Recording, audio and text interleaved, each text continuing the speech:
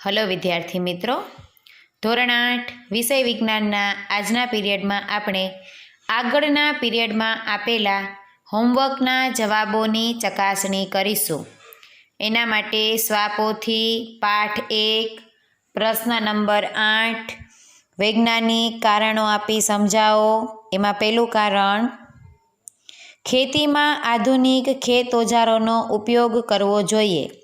તો જવાબ છે ખેતીમાં આધુનિક ખેત ઓજારો જેવા કે દાંતી, વાવણીઓ, હાર્વેસ્ટર, થ્રેસર, કમ્બાઈન તથા બધામાં ઉપયોગી ટ્રેક્ટરનો ઉપયોગ થાય છે. આવા ખેત ઓજારોનો ઉપયોગ કરવાથી ઓછા સમયમાં વધુ કામ લઈ શકાય છે. વળી તેમાં માનવબળ કે પ્રાણીબળનો ઉપયોગ થતો ન હોવાથી ખેડૂતને ભારે પરિશ્રમ કરવામાંથી મુક્તિ મળે છે અને સમયસર કામ પાર પડે છે.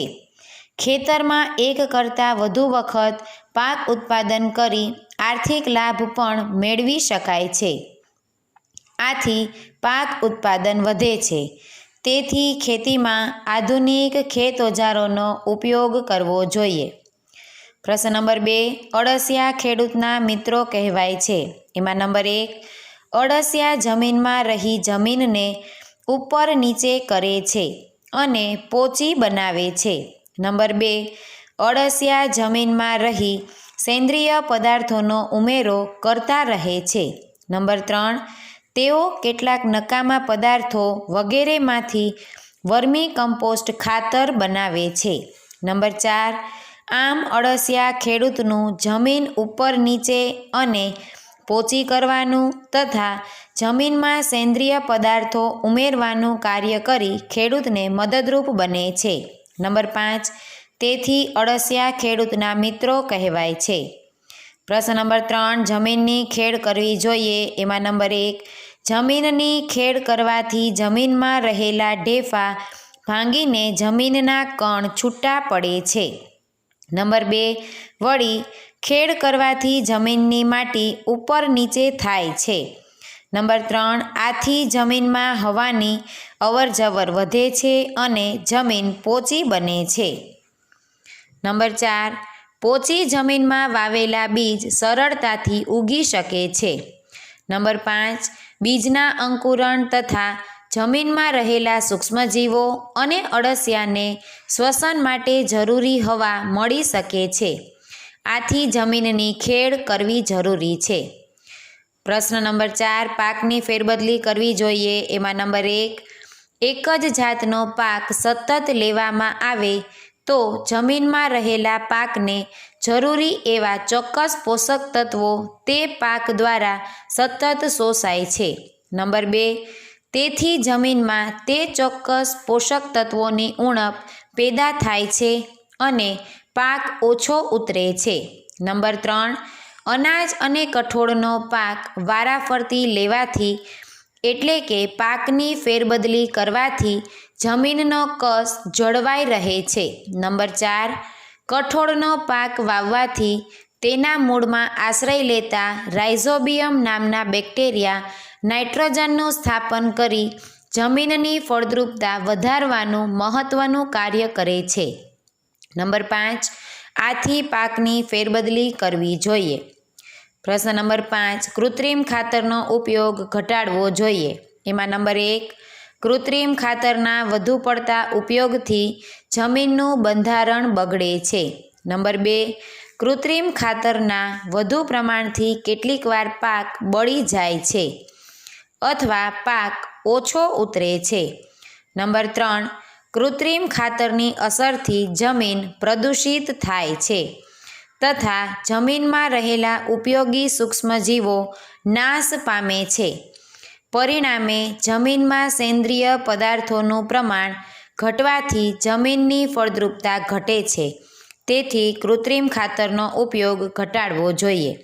પ્રશ્ન નંબર 9, તફાવતના 2 મુદ્દા લખો. કુદરતી ખાતર, કૃત્રિમ ખાતર.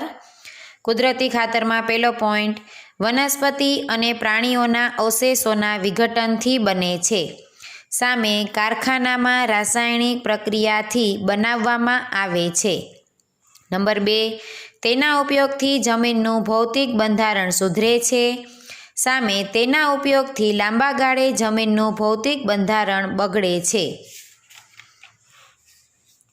બીજો તફાવત ટપક પદ્ધતિ, ફુવારા પદ્ધતિ.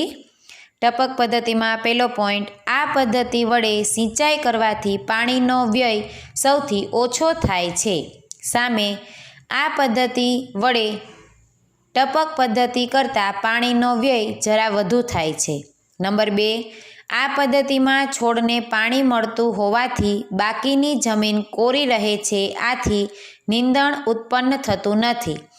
સામે આ પદ્ધતિમાં છોડને અને તેની આસપાસની જમીનને પાણી મળતું હોવાથી નીંદણ ઉગી નીકળે છે. પ્રશ્ન નંબર 10, વર્ગીકરણ કરો. એમાં પહેલું, રવિ પાક અને ખરીફ પાકમાં વર્ગીકરણ કરો. રવિ પાકમાં ઘઉં, રાઈ, ચણા, વટાણા. ખરીફ પાકમાં મગફળી, મકાઈ, ડાંગર, સોયાબીન. નંબર 2, કુદરતી ખાતર અને કૃત્રિમ ખાતરમાં વર્ગીકરણ કરો. એમાં કુદરતી ખાતર, કમ્પોસ્ટ ખાતર, છાણિયું ખાતર, મગફળીનો ખોળ, લીલો પડવાશ. કૃત્રિમ ખાતર, યુરિયા, એમોનિયમ સલ્ફેટ, ડાઈ એમોનિયમ ફોસ્ફેટ, DAP અને NPK ખાતર. પ્રશ્ન નંબર 11, જોડકા જોડો. એમાં વિભાગ A, ખરીફ પાક, એમાં આવે B, ડાંગર અને મકાઈ. રવિ પાક, એમાં આવે D, ઘઉં, ચણા, વટાણા. નંબર 3, રાસાયણિક ખાતરમાં E, યુરિયા અને સુપર ફોસ્ફેટ. નંબર 4, કુદરતી ખાતરમાં C, છાણિયું ખાતર. બીજું, નીંદણ, એમાં આવે D, ખુરપી. લણણીમાં A, દાતરડું. સિંચાઈમાં E, રહેંટ. વાવણીમાં C, seed drill. પ્રશ્ન નંબર 12, નીચેના પ્રશ્નોના મુદ્દાસર ઉત્તર લખો. એમાં પહેલો પ્રશ્ન, સિંચાઈ એટલે શું? પાણી બચાવતી સિંચાઈની 2 પદ્ધતિઓનું વર્ણન કરો. તો સમયાંતરે ખેતરમાં પાકને પાણી પૂરું પાડવાની ક્રિયાને સિંચાઈ કહે છે. સિંચાઈનો સમય અને માત્રા દરેક પાક, જમીન અને ઋતુ મુજબ જુદા જુદા હોય છે. પાણી બચાવતી સિંચાઈની 2 પદ્ધતિઓ, નંબર 1 ફુવારા પદ્ધતિ અને નંબર 2 ટપક પદ્ધતિ. જેમાં આ ફુવારા પદ્ધતિ અને ટપક પદ્ધતિ વિશેની ચકાસણી તમારે પાઠ્યપુસ્તકમાંથી પેજ નંબર 9 પરથી કરવાની રહેશે. તમે જોઈ શકો છો ફુવારા પદ્ધતિ, ટપક પદ્ધતિ. તમારે તમારો જવાબ અહીંયાથી ચેક કરી લેવાનો રહેશે. ચલો હવે આવે છે બીજું, ટૂંક નોંધ લખો. લણણી. પાક જ્યારે પૂર્ણ પરિપક્વ થઈ જાય ત્યારે તેને કાપવાની ક્રિયાને લણણી કહે છે. લણણી એક અગત્યનું કામ છે. લણણી દરમિયાન છોડને જમીનની નજીકના અંતરેથી કાપી લેવામાં આવે છે અથવા છોડને ખેંચીને ઉખાડી લેવાય છે. અનાજ પાકને પરિપક્વ થતાં 3 થી 4 મહિના લાગે છે. આપણા દેશમાં દાતરડાની મદદથી હાથ વડે લણણી કરવામાં આવે છે.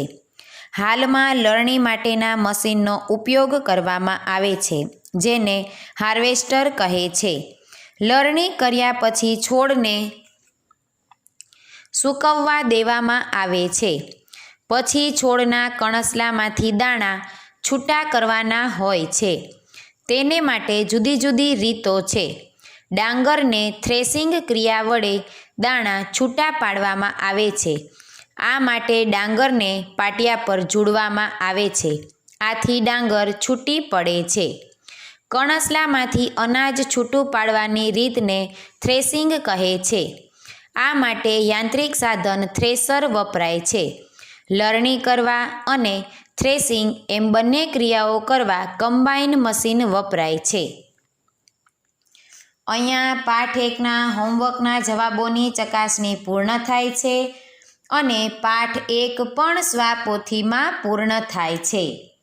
આ ઉપરાંત તમારે હવે પછીનું હોમવર્ક CWમાં કરવાનું છે. તો એના માટે પાઠ 1 પાઠ્યપુસ્તકના સ્વાધ્યાયના પ્રશ્ન 1 થી 9ના જવાબો CWમાં લખવાના છે અને પ્રયોગ પોથીમાં પ્રયોગ નંબર 1 પૂર્ણ કરવાનો છે, જેની ચકાસણી આપણે આવતા પીરિયડમાં કરીશું.